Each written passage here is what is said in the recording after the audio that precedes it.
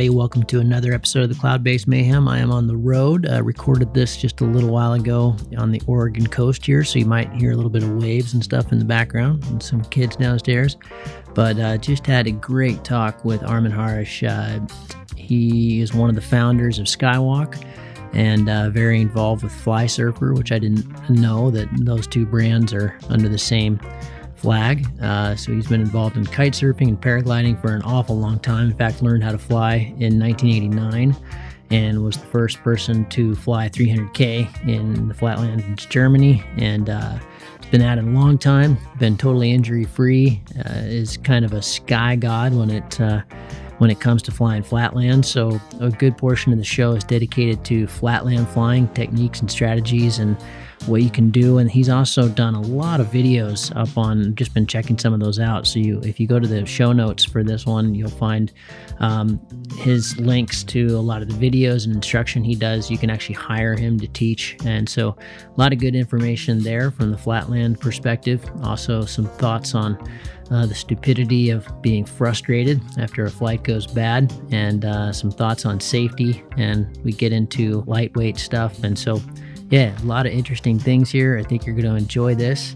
So without further delay, let's just get into it. And please enjoy this conversation with Armin Harich. Armin, so great to have you on the show. We've had many people ask for you. I've been told a lot of things that are going to make you blush. Flatland SkyGod was one I got several times. So I'm really excited to talk to you about Skywalk. About, before we even opened the show there, we were talking. I didn't know that the connection between Skywalk and Fly Surfer. And, as we discussed, I've got a long history in kite surfing as well that we don't often talk about on the show. So I'm sure there's some crossover there that'll be really interesting. Yeah. So that'll be fun. And then really want to drill down with you about flatland techniques and strategies. And you mentioned before we started that you started flying in 1989, which has taken us way back to the very origins, and kind of discovered that flatland flying was possible. So we've got a lot of things to cover. And but thank you for coming on the show, and thank you for sharing your time. It's a pleasure. I hope someone is interested in that. I've got some values I can share with you. Great. Well, hey, usually I would start by asking you your history and taking us up through that, which I'm going to do. But I thought we'd start this one off a little bit differently than we typically do, because you mentioned that you started flying in 1989. I'm going to put you on the spot here. Can you recount your most amazing flying experience? Now, this doesn't have to be your best flight. This could just, this could be the most terrifying. Whatever. What pops to mind? What pops into your mind when I ask you that question? Yeah, luckily I have not really too bad experience so far. No accident. So I'm really proud and happy about it, and want to go on like this. One of my nicest flight was in a wave at the ocean, where you could climb over the clouds. And this was a really, really nice flight. I just had a group with me for a paragliding course, and the locals was already gone. And then we could go out and go around the cloud, go over the clouds, and was in the blue sky. I also have a short video at my YouTube channel. I can link it to you, and the people can see this was one of my greatest flight. But the other one was my the furthest flight that ever happened in Germany, the 300 kilometers flight. That was also really exciting for me. And so, when was that, the 300K flight? Make sure I understand, that was the first time you flew 300K? No, it was the first time that it was in Germany. Oh, okay. That someone was taking off from Germany who was flying 300 kilometers. I was doing it with our Tequila in B wing, and even the other guys could not do it with the competition wing. So it was quite some interest about this flight, and it was really exciting for me. The forecast doesn't look too good. It was just an average day, but it worked out to be able to fly 300 kilometers here in Germany. So it was really a nice experience when you fly further than everybody before, and you still have time for thermic, and you still can go on. That was really exciting. When was this? I think it was 4 years ago. I have to check the flight. I just remember only the experience, but I don't know always the dates and everything. I live for experiences. I think it was. I think it was. I was going through. We don't use the DHV system. We mostly use X Contest, and I was surprised. When some of your friends asked me to get you on the show, they gave me the links to the DHV site that most Germans use for flying. So I was searching through that this morning, and I came up with your flight. I think it was 4 years ago. That was impressive. Yeah. Any kind of flight like that is always one for the memory banks. Yeah, but if you fly where you grow up and do a great flight, it's also something very excited. What was also very excited was when we made a trip to Namibia, a XC trip, with some other Skywalk pilots. And it didn't happen that people was doing cross-country in Namibia for plenty of years. So it was a lot of research, but it was so great. The first flight we did, when you climb over 5,000 meters over the flatlands and have 4,000 meters over ground and have this great clouds there and just this sand down, almost no roads.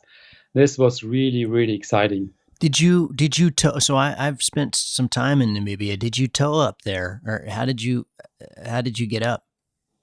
Yeah, we had our own winch that was taking with us, a shoeback winch at this time. And we was 5 pilots. And there's also a nice video done from the trip. I can send you the link.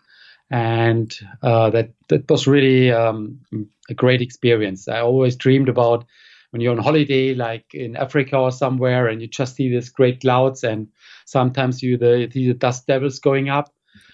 But you still think maybe it's possible to fly there. And I mean, the sailplanes do a lot of records there in Namibia. It's the main target, and you're allowed to climb up to a bit more than 6,000 meters. Wow! And yeah, that was really the goal was made a German record in height gain, but it also possible to make a world record of height gain. But we was not doing the last year because we had no time. But it's a very interesting, exciting spot to do records. Yeah, that was, that never even occurred to me when I was there. We went out to the Susavlay and we did a little bit of paramotoring, and we did, every afternoon when the sea breeze would come in strong, the angle was always really wrong, but we could do, some almost to Susavlay. That was also great. Wow, it's so beautiful. What an amazing place. Yeah.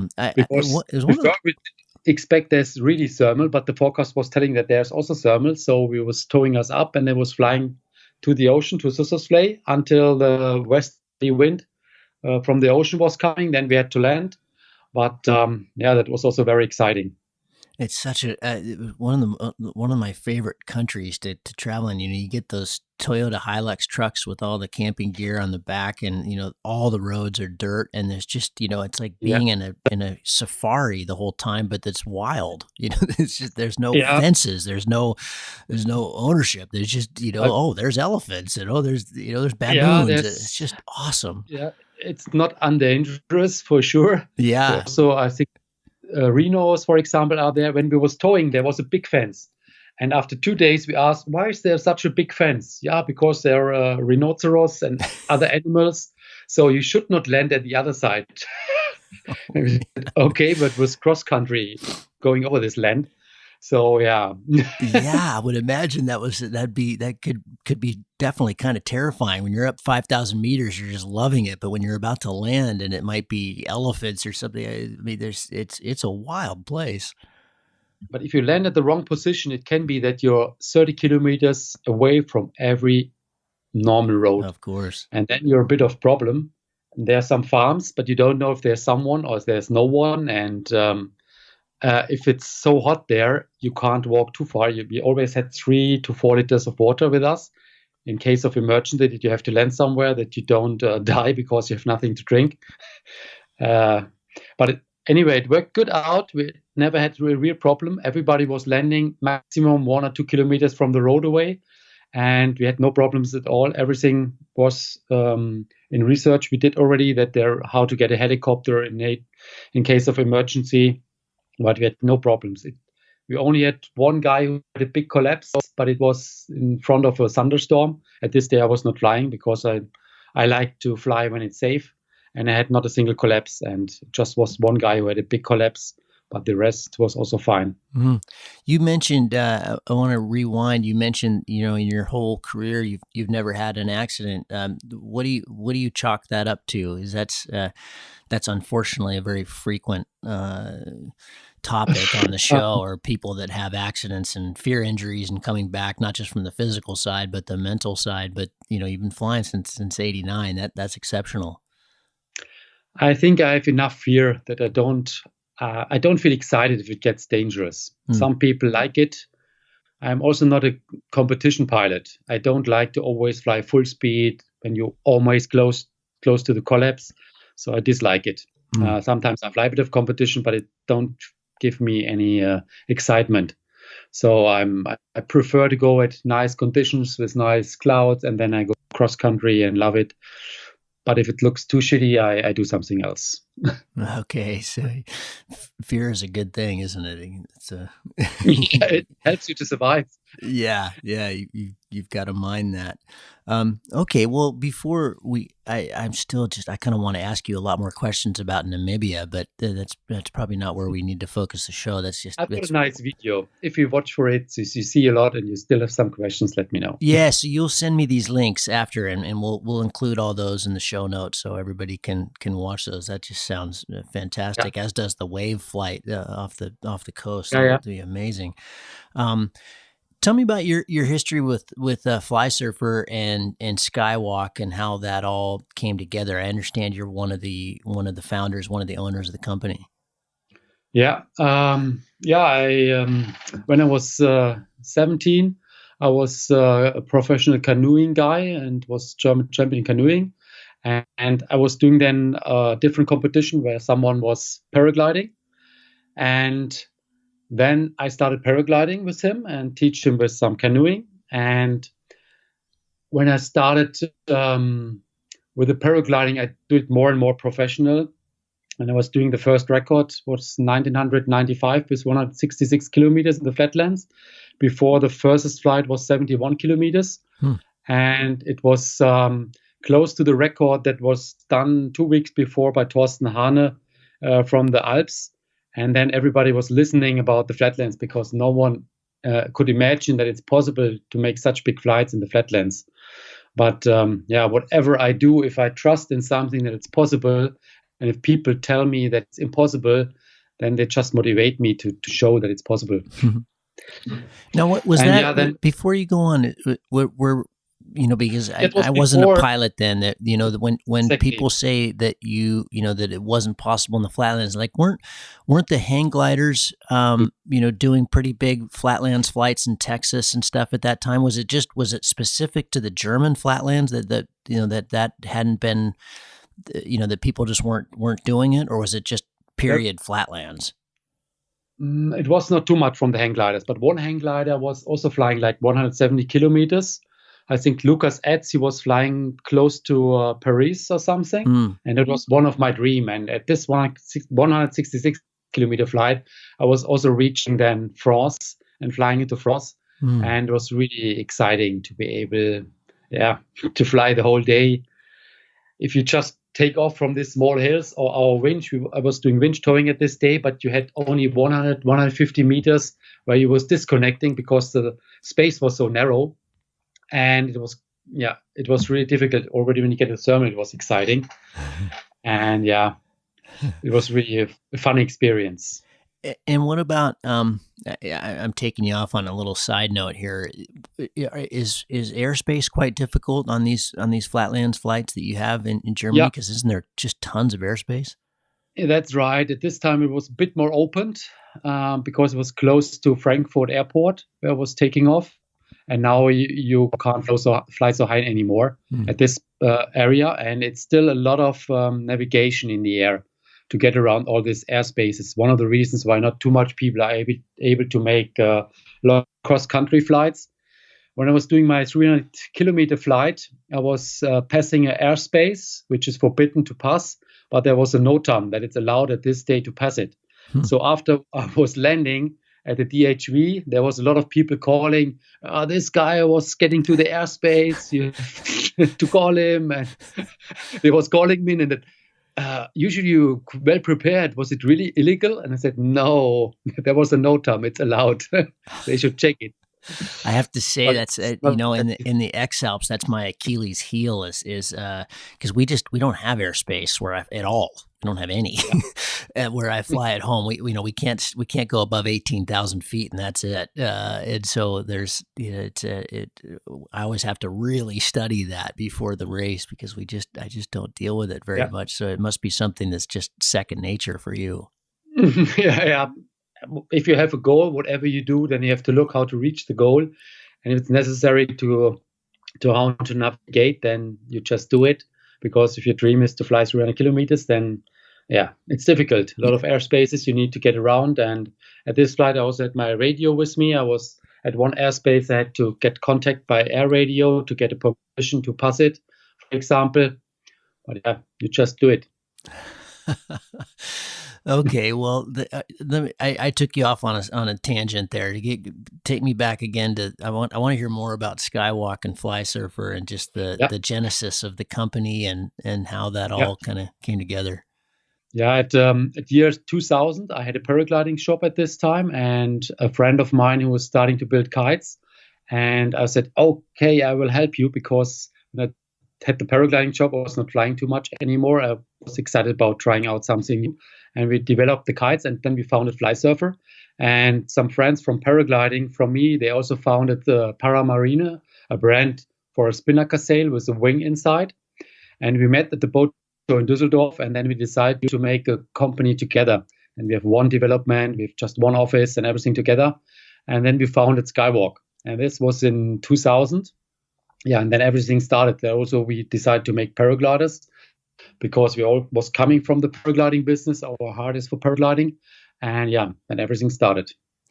So and this is something that quite fascinates me because I worked very closely with Best Kiteboarding when they were the sponsor of the first big kind of round the world expedition we did called the Best Odyssey, and then I've worked with Cabrina in 2012 until now as the Cabrina Quest, which was our second time kind of around the world. That one stayed more in the South Pacific, but the kite surfing is similar in some respects to paragliding when it comes to the manufacturing end of things, and also just the people doing it. You've kind of got a limited these are two sports that don't really grow that much. I mean, kite surfing really had its heyday back in the early 2000s, mid 2000s, and as I understand it, and you would know more, that the total number, it's kind of like paragliding, the attrition is taking care of the people that are coming into it.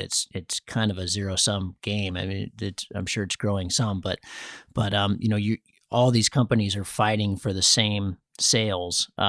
It just seems like a tough business. Yeah, for sure, it's a tough business. I think it's more or less all the sports business a bit more difficult. For example, Best Kiteboarding, they had big problems, and then there was coming a guy with a lot of money, was just buying it, and it had a big problem again, and then it was coming the next guy who was earning money from other companies before and was spending his money into Best again. And he was almost all team riders was bought by Best. There was almost no team riders anymore. I think 2/3 of the team riders was riding Best. Yeah. And at the moment, Best is not really on the market anymore because they're kind of done. Yeah, more or less, yes. Yeah. So we're driven by our passion because we do what we like, and there are always some competitors, which makes it difficult because maybe they don't have to earn money, and but we always was going on, and we're still growing. So it looks like we was not doing a bad job so far, and we like what we do. One of the questions I get from a lot of people is everybody wants to know about Kriegel and Skywalk. And I had Kriegel on the show, and he just, he kind of bypassed this a little bit. But when you have Kriegel flying your wing in the X Alps, have you been able to track that? What does that equate to in terms of sales? Is that does that work quite well? That's always difficult to say if it gives more sales or less sales.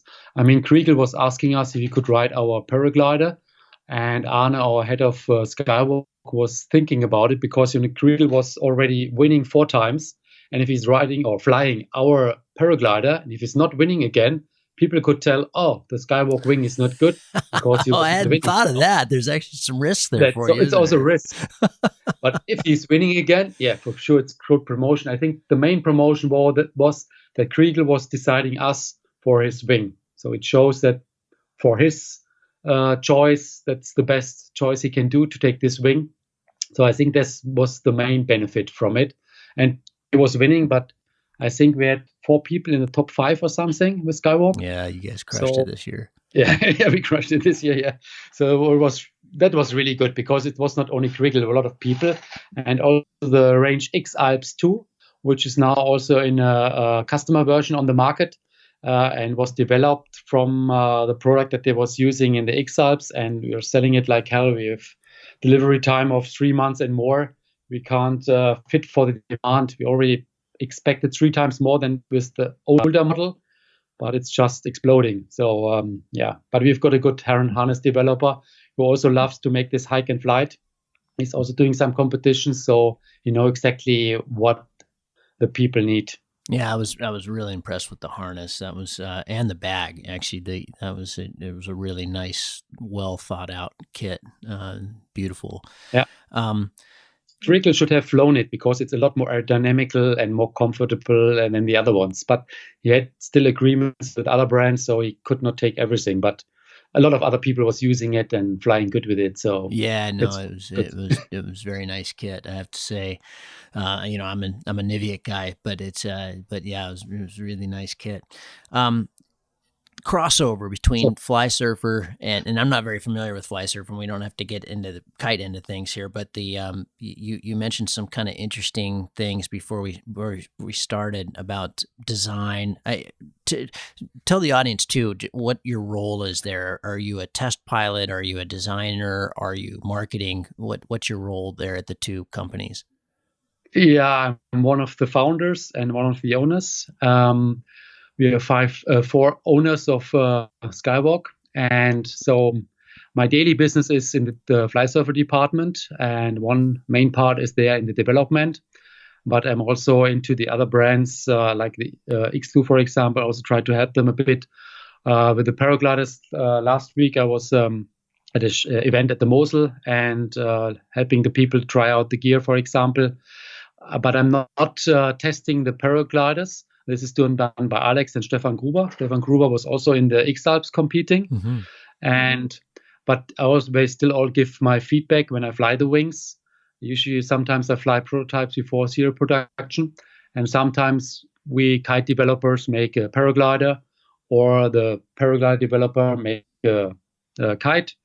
Or for example, Benny Bölli, he was a team rider for Fly Surfer. Then he showed up in our company and was working in the paragliding department, and now he is working for the Fly Surfer department and make very, very good wings.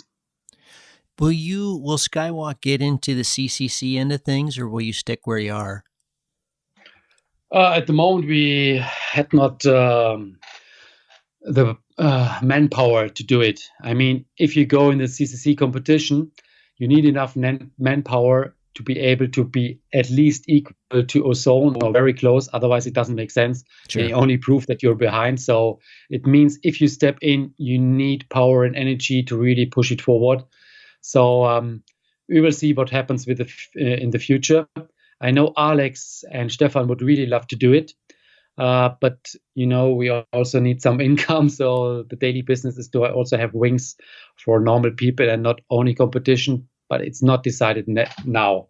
We will see. We always make some prototypes.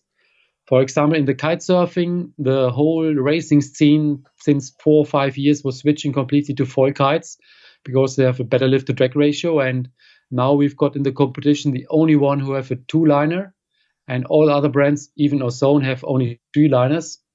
So at the moment we are also leading with our constructions. So it's really nice to see. Yeah. Wait a minute. You only have a 2-liner in kites? Yes, we have a 2-liner for the racing. We are the only one who has a 2-liner for. Wow. I can't even imagine it. I can't wait to see a picture. Huh. Yeah, I forwarded it to you. But it's funny. We also have a 1-liner, which only aero and brake rises for beginners. It's called Viron, and this also works. Wow. Yeah, you mentioned that there's there's kind of this fascinating thing, with kites, the technology's gotten to a point now that when it's super gusty, the kite doesn't fall out of the air, especially like they used to. Yeah, And wouldn't that be amazing with a paraglider if you could be in really rough air and it's just stays really yeah, solid? What are you guys exactly. working on there? That sounds pretty fascinating.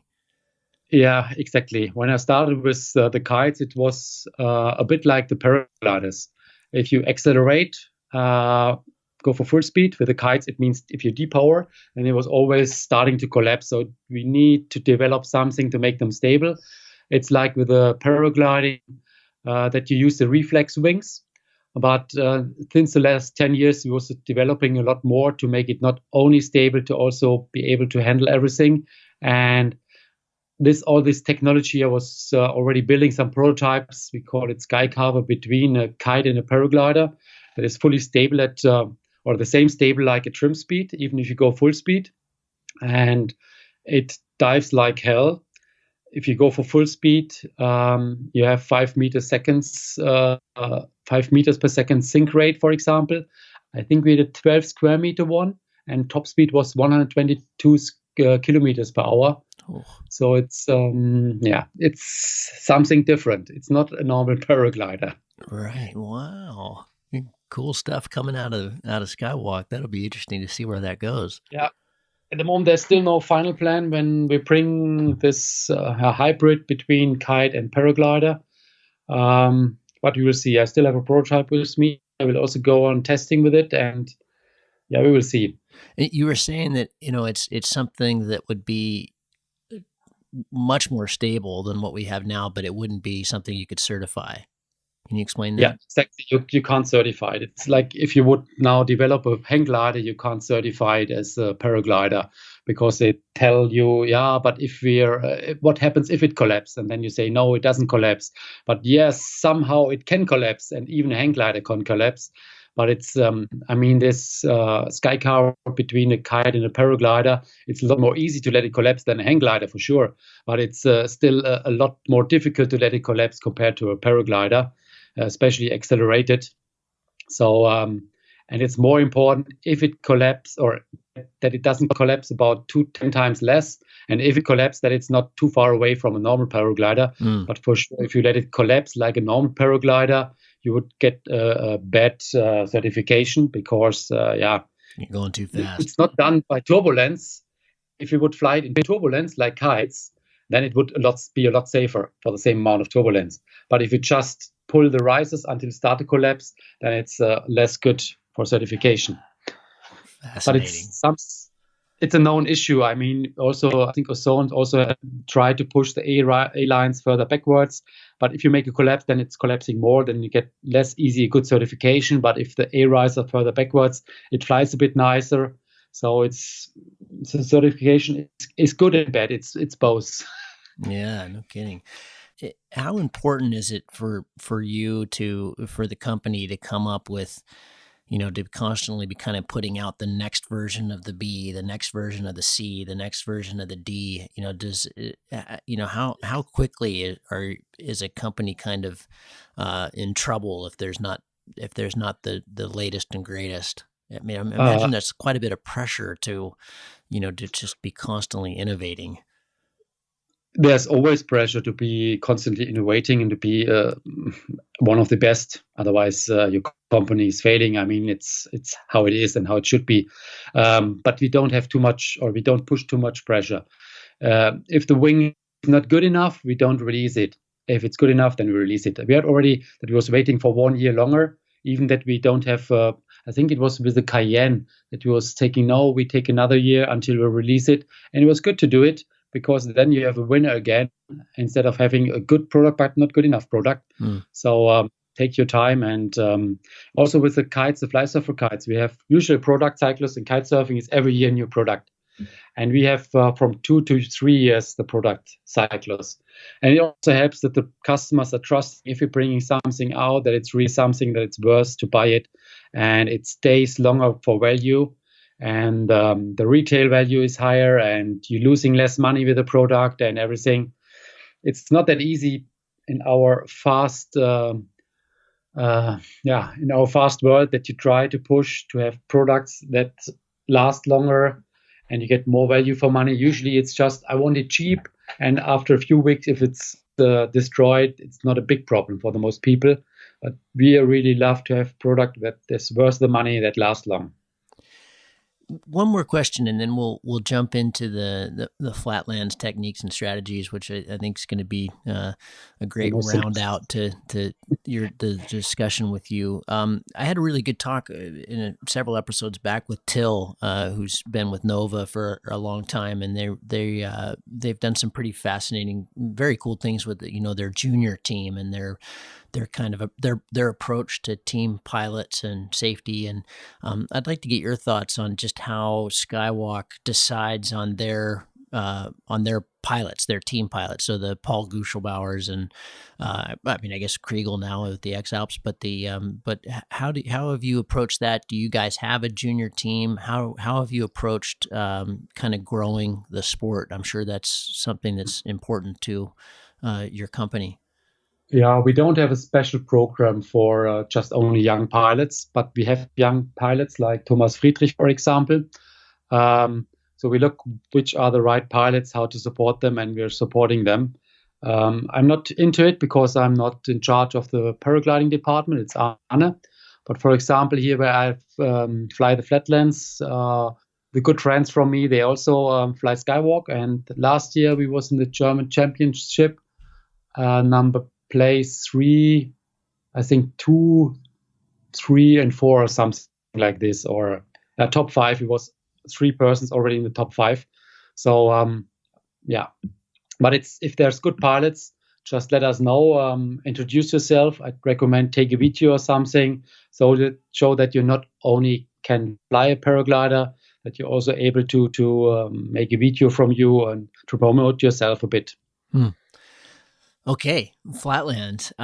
You've been doing it a long time, and I'd like to just drill into, what you've learned over the years, what advice you can pass along for how to learn how to fly the Flatlands, and if you already fly them, how to fly them better.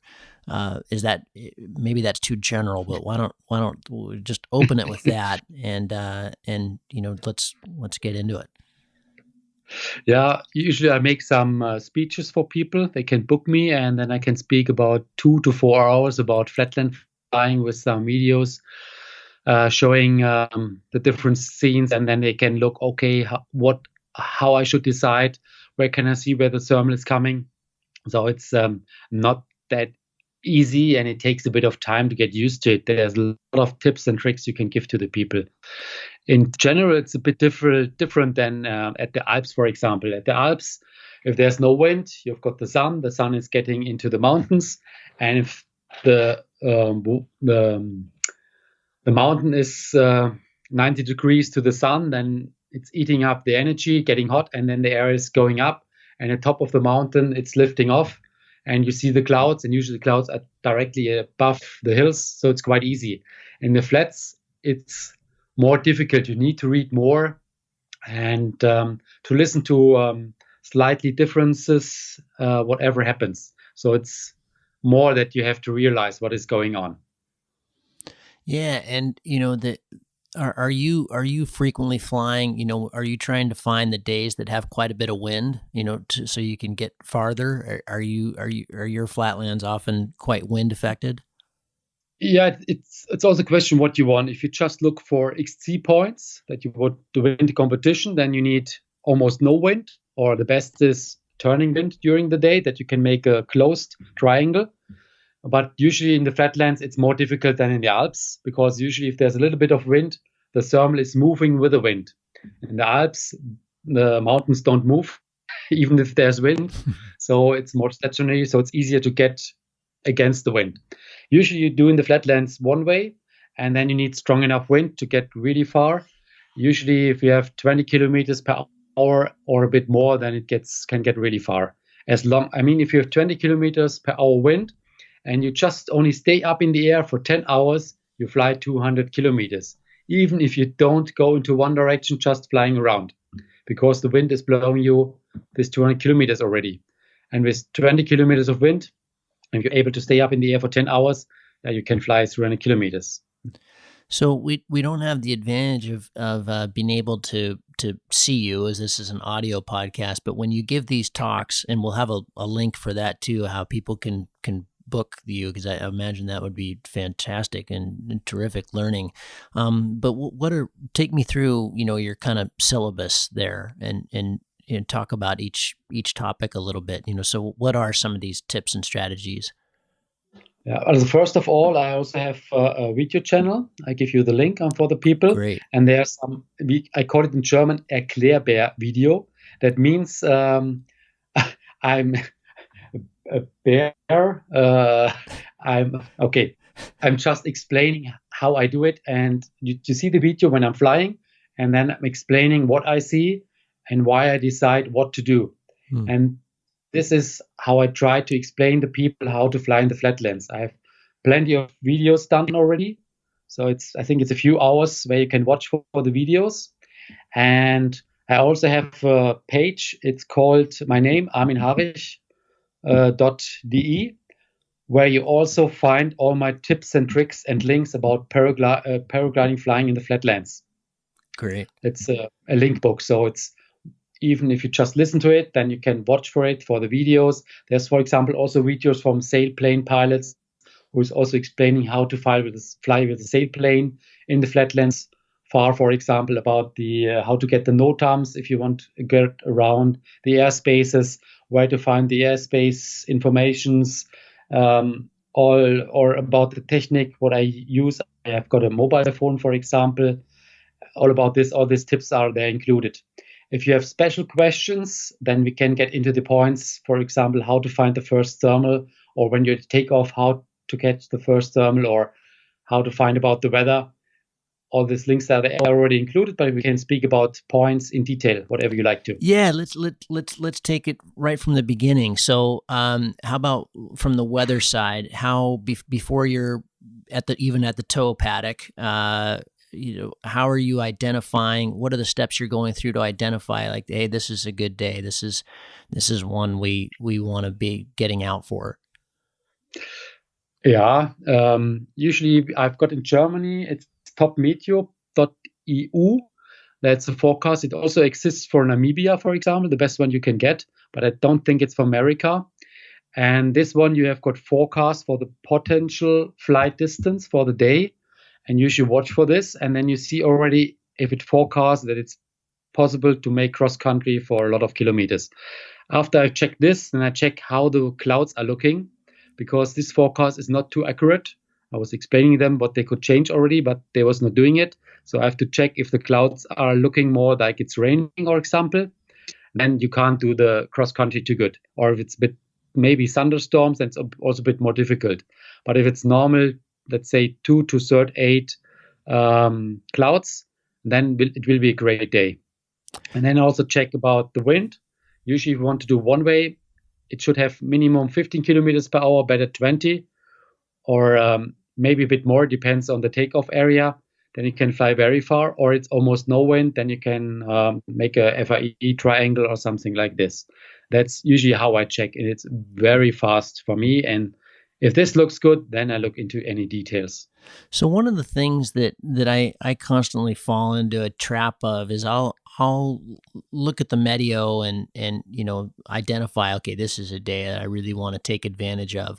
And then I go to Tom Payne's XC planner and I start trying to imagine what I'm going to try to do with the day. And I set up an FAI or a downwind, and knowing that in my mind, listen, I'll fly the day. This is just an idea, but I often get locked into that idea and blow it because I really want to get the FAI, or I really want to get this far, and I feel like I'm not on the pace, and so I'll speed up and I blow it. What kind of idea are you trying to go with, and how are you remaining flexible? Especially with the Flatlands, you have to be very flexible. I usually always make plans, but the plans are more for me to already pre-think about the options. So when I plan something, I always plan with different options. Then I learn already, okay, if the wind is a bit more south, and I can go around this airspace different. Or if I fly this area, sometimes I look at the cross-country flights already. If a lot of people was landing there, then it's maybe very difficult at this area. Or if it was easy, or the people was flying over it, and it looks like a bit easier area. So I already learn a bit while I'm planning. But the planning is more for to learn about if it's different, then how to do it different. But usually you always have to catch the thermal where the thermal is, and not where you expect or you want to have it. How do you, or what do you teach when about, either for yourself, or what do you teach for when you do blow it? In the beginning, shortly before landing, I said, shit, now it's over. And I tried to educate my skills that I know as early as possible that it will get difficult. Now, usually, I know before I get close to the cloud base that it will be difficult after the cloud base. Because before you're close to the cloud base, then you can watch in the future or where you want to go. And if it looks difficult there, that's not enough clouds, for example, or the area looks difficult because it's maybe it's too wet at the next area, or the next area, if it's a bit lower than the area where you're at the moment, then usually the thermal is not that good. I realize it already before I get low, and try to stay as high as possible and take all the time I want to have. And you need to teach yourself to learn as early as possible that it becomes difficult. Because when you're low, you have not too much options anymore. And when you're high, you have plenty more options. You can still even park below the cloud to have a better chance to not land.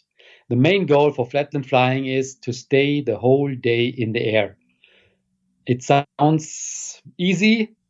It is maybe not that easy. Usually, if the people are staying the whole day in the air, they are flying very far. And even for not the people who want to fly the most longest flight, but it's still the most fun to use the whole day, So try to stay in the air and don't speed too much.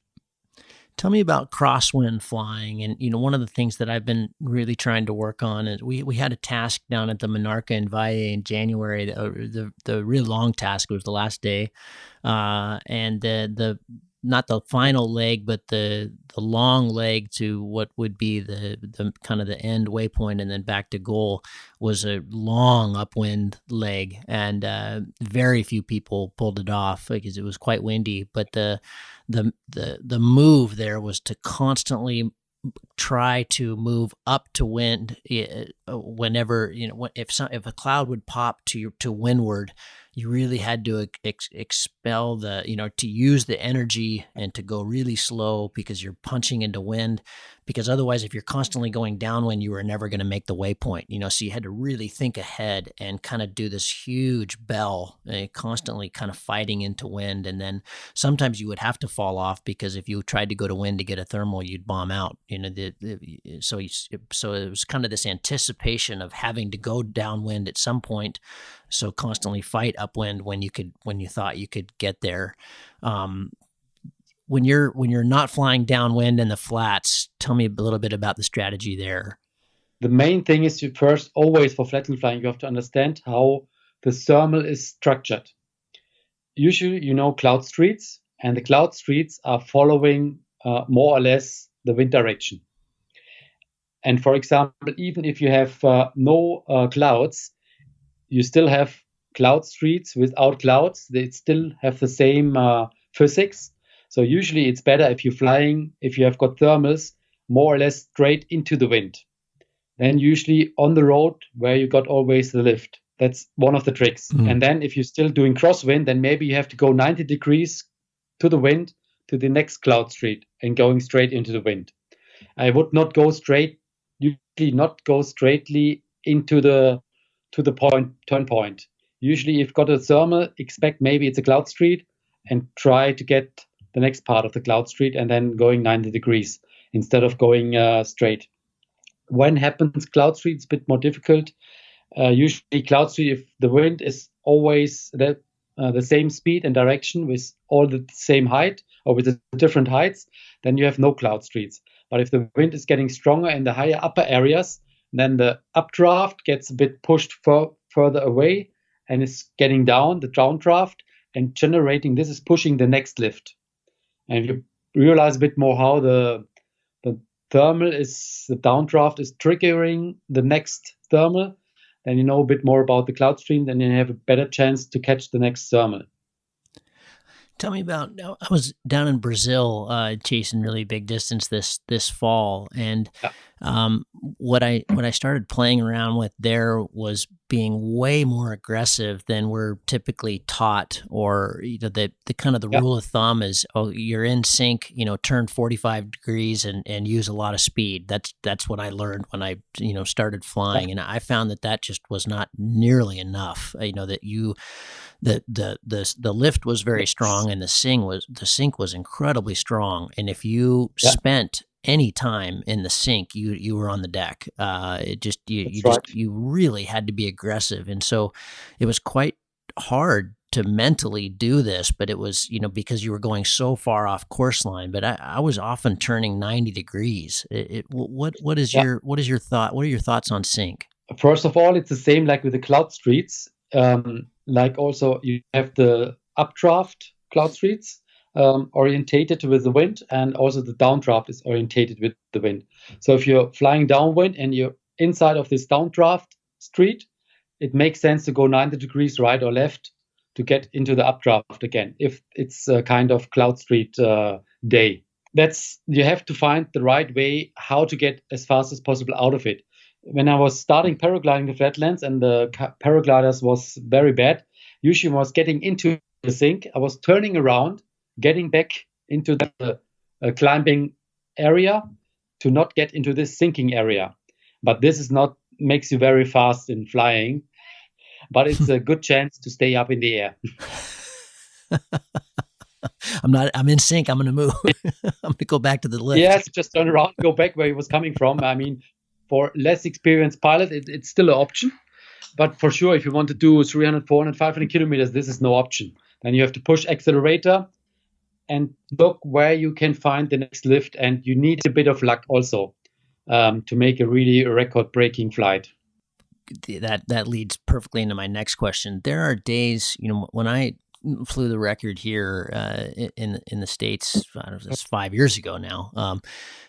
It was one of those days where it was just I was constantly in sync. I'd leave the cloud and I'd turn and go downwind, and another cloud would appear right in front of me. It was just magic. That was that I was just constantly in sync with the thermals. And I mean, there were some exceptions to that. Obviously, it was a long day, but I really had trouble with that in Brazil. It almost did the same thing every day. You would, if you got established, which was really tricky, 90% of the pilots would be on the deck in the first 15, 20K every day, so it was really hard to get established. And maybe we could go back to you mentioned that was, finding the first thermal is the key in the Flatlands. And so you can kind of get established and get into the middle of the day when it gets good. But so we'll come back to that. But, in Brazil, that would be, these beautiful cloud streets right off the bat, often until, kind of 10, 11, when you imagine the best part of the day is just starting, and then you have these massive blue holes, huge. And if you didn't anticipate, because there's a lot of wind, you can't just park it under a cloud and wait and wait for the blue hole to fill in. You're moving. So you could slow down, but if you didn't anticipate that early enough, if you didn't slow down, 20 minutes before that happened, which often you weren't, you couldn't see the blue hole coming yet, you'd be on the deck. It was really tricky. So I don't know if there's even an answer to that, but when you looked at the end of the day, it was very often some of the same pilots were making it through. It wasn't just random. It wasn't just a random 10 pilots would make it. It was, oh, there's that guy again. He made it, Flying cross country is not random, yes. Exactly. It's not. You need a bit of luck. That's also right. You can't calculate everything. But usually I never flew in Brazil so I can't tell exactly. But what I try to do is I try to know where are areas which is not good for thermals. If you know where the areas usually where it's difficult, then you already slow down a bit before, or try to get a bit right or a bit left to go a bit around. As early you notice this, as early you can go a bit to the right or left, as easier it is to get around it. And yeah, you always try to realize, you need to realize as early as possible that it becomes difficult, because then you can slow down a bit, climb a bit higher and get a bit slower. And then usually in the blue area, it can pop up a cloud when you get in there. But if you're too fast there, maybe you can't catch the next cloud. So try to realize as early as possible that it becomes difficult. Planning what I do, I also know quite well the areas where it's difficult with the thermals. Okay, so how do you identify that? Is that experience? You've been through there before, or is that something you're identifying in the models? Usually I like to fly new areas, so it's not my experience from exactly this spot. But usually I, for example, go for the contest, XT contest flights, and I check for this takeoff, for example, all the different flights. For example, the furthest flight, and then I look for them and try to think what have they been doing and why are they doing this. And sometimes I was just watching for the flights, and then I was guessing at which date it was done. Was it in the spring? Was it in the fall? And after some time of training, I noticed quite well, okay, this was in the fall and this was in the spring.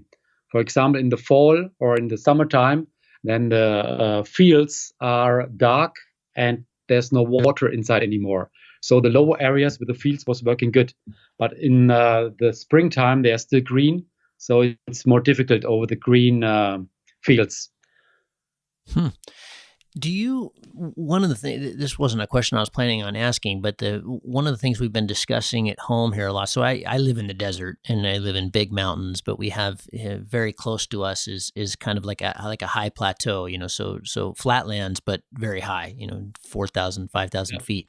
And then we have the mountains, but right now, this time of year, or even, in May, we have the same sun that we have in July, and we in terms of hours, and it's very direct sun. It's very overhead in the Northern Hemisphere. We're having a debate about why, we the days do come around and we can go quite big, but, very rarely do we get to go as big as we do, a month after the solstice. So the same sun we have now, but a month later. What are the atmospheric conditions? Is that, do you also have that in Germany? Is it similar? Yeah. Is this similar. Ground? Is it moisture? Is it ground temperature? Is it taking longer to heat up? Why? Usually the main important point is that we get the fresh air. The fresh air you need, if you have a package of air with 0 degrees or a package of air with 20 degrees, you need a significant less energy to heat a cold air up to get a lift from it than a hot air. So if you have cold air, the energy from the sun generates a lot more thermals. And if the cold air is coming, then usually it's less stable. And if you get inversion from a high pressure system, then you get a lot better thermals. And especially in the summertime here in Germany or in the fall time, even if the sun is a long time there, it's getting quite hot, but the thermal is not getting too good anymore. Gotcha. Two things. And I'll separate them. The finding that first thermal. Talk about getting established. So you've identified, you've looked at the weather the night before. You're going to fly this day. You've got your launch pinned out for where you want to start. You've planned all your. You've done your route on XC Planner. You've planned your airspace issues. Talk about getting established, because there's nothing more frustrating than coming off tow and going 10K.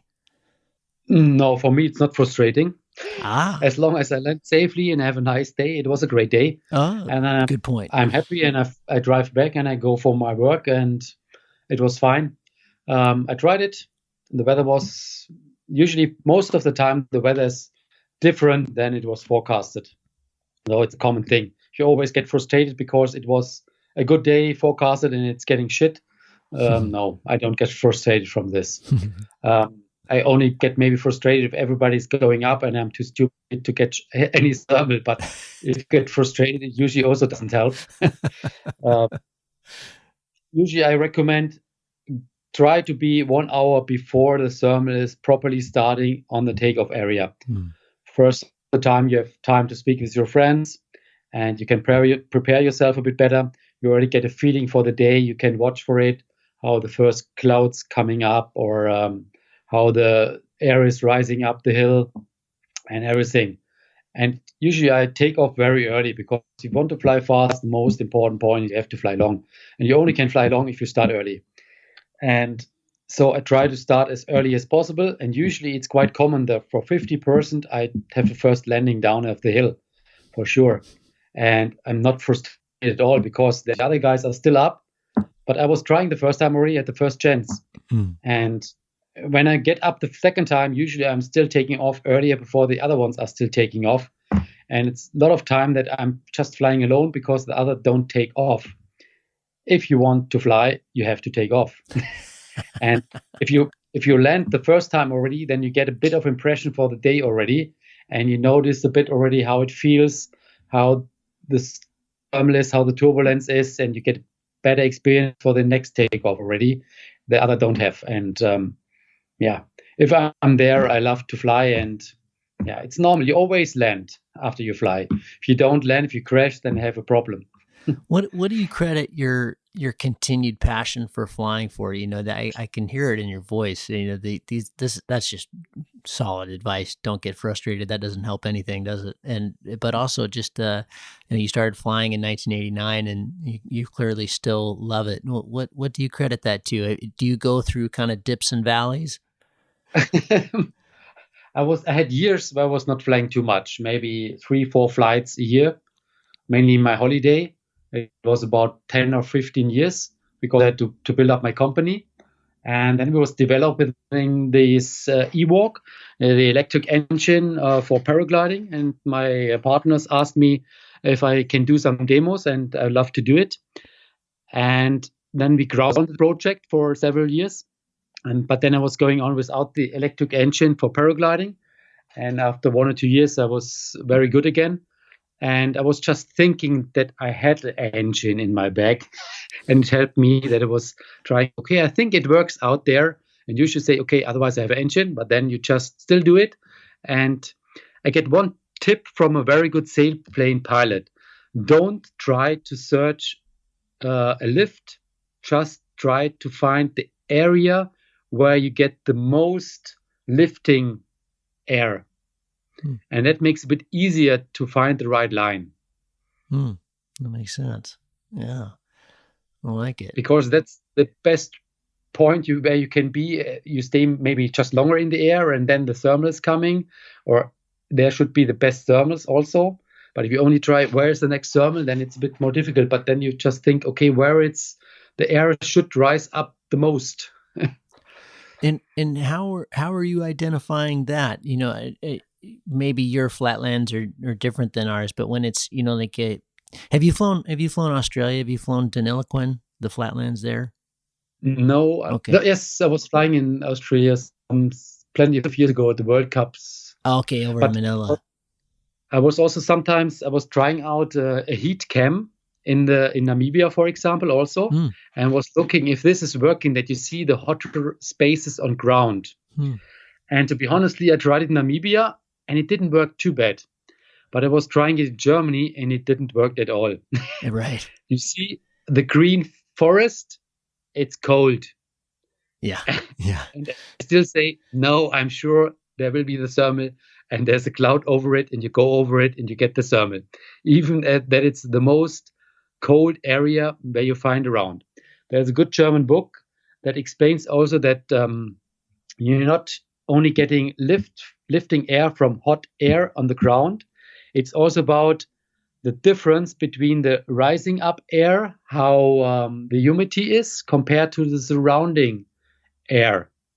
And if the air has more humidity, if it's more wet, then it's lighter. And this, if you at a good day where it's the surrounding is not too much water inside in the air, and then you get about it feels like 1 degree or 2 degrees hotter air, just because the air is lighter by more humidity. I don't know if you know this book. I can also give you the link, but it's also at my page, arminharich.de.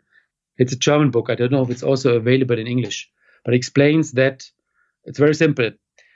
Yeah. Yeah. So to kind of summarize that, like the often the places that we think aren't going to work really well. Like the green places, the cold places, those because of the humidity, because that air is less dense, it moves. Yeah. It moves. But this especially works, for example, if it shades down a bit, that you have less sun, and then there's no. Then it helps for the where there's more water, because this area is not cooling out so easy. And when it rises up high enough, then it's a benefit that there's more humidity inside instead of the surrounding area. So, but there also exist people who just flying by feeling, and they're doing so great. And some people just fly about thinking, but usually more people who are just have the feeling are flying usually better.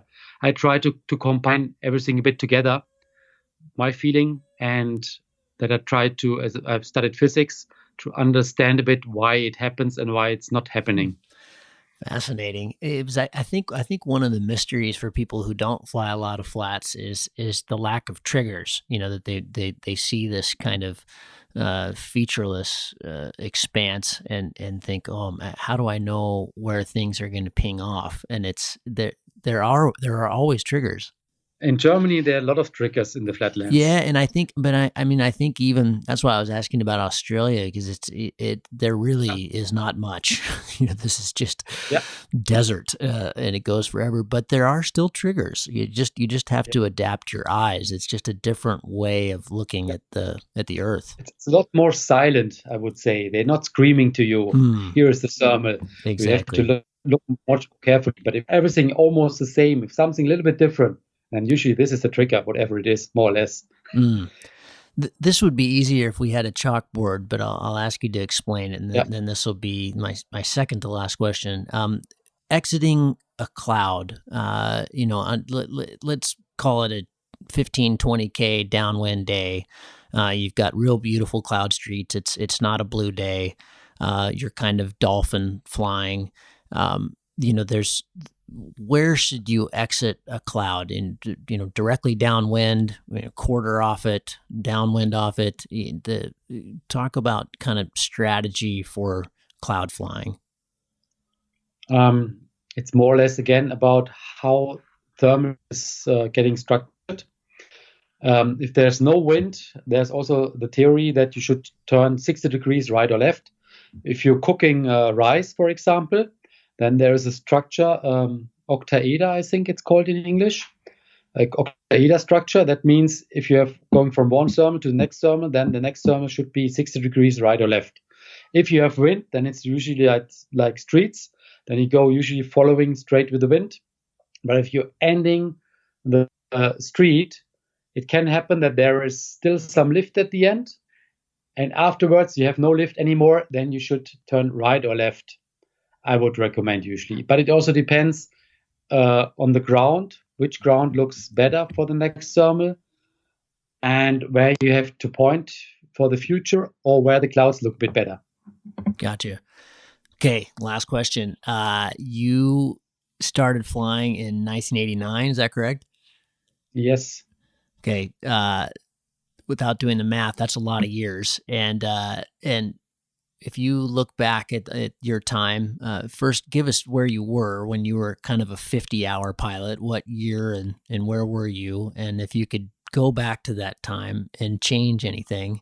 You haven't had an accident, so hopefully this is just a simple no. But what would you change?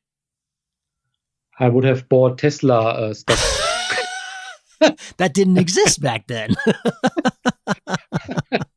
I pre-ordered them. or Apple stocks then. Yeah, right. Apple. for flying, I had a great time. I didn't miss anything. Yeah, yeah. I know I was giving a help for hang glider pilots at a small spot here around my area, and he was dying 5 minutes later. If I would have known this before, I could have helped him to not take off. Yeah, but also one friend of mine, he's sitting in a wheelchair. He had a collapse and was not reacting. And yeah, if I would have noticed this, I would have not asked him, why don't you fly? Yeah. I mean, it's maybe the points. Yeah. More regret for things you've seen. Yeah, but don't know. I should have changed, or would I? Yeah, it was a great time. Yeah. We can always change stuff when we have 20/20 hindsight, couldn't we? Well, great, Armin. Thank you so much. I really appreciate it. Is there? We're going to put the links up to your site and those fantastic I think YouTube videos. The links with the videos, it's easier to understand. We just speak. The podcast is a bit difficult, but if you see a video where you see the cloud treat and then I speak about what I do next and everything, then it's a bit more easy. But just the main problem is that most of my videos are in German. I just made a video about our new mezcal and also include some tips about active flying, for example. And this one is in English. Maybe I do more in English in the future, but I'm not a native English speaker. I'm happy that I hopefully understand your questions right. Oh, you did great. Perfect. Well, we'll have those, and we do actually have a lot of German listeners, so that they'll appreciate that. But I'll put up all those links, and we'll be in touch. I look forward to sharing the sky with you here at some point. And Armin, thank you. I appreciate your time. Yes, thank you. Pleasure. And greetings to everybody.